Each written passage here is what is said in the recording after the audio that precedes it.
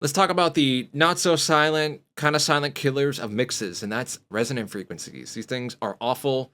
They can almost add this like unpleasant aura to your mix, and they suck. So let's hop into this mix. I'll kind of show you what I'm talking about.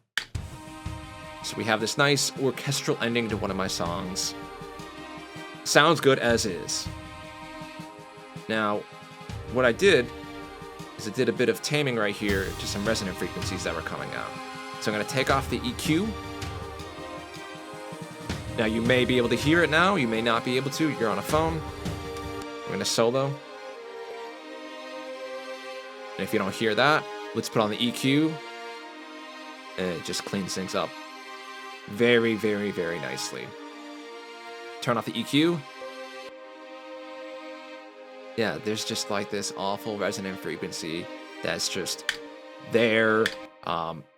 It's not, the violins, the orchestral parts are just not meshing well. It's sticking out in a really bad way.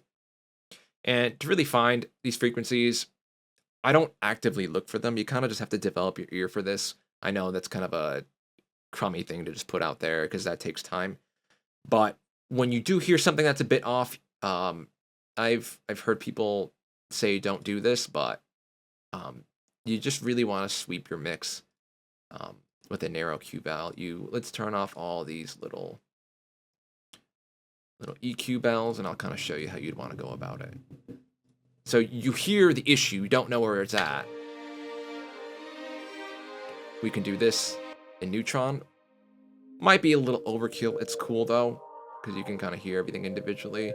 But I think it's better to do this, kind of sweep. And it kind of just like pops out. And then looking at these peaks, that's kind of where you would start, getting into surgical EQ, dynamic cuts preferably. You could do static cuts, but I feel like it neuters the sound a bit much.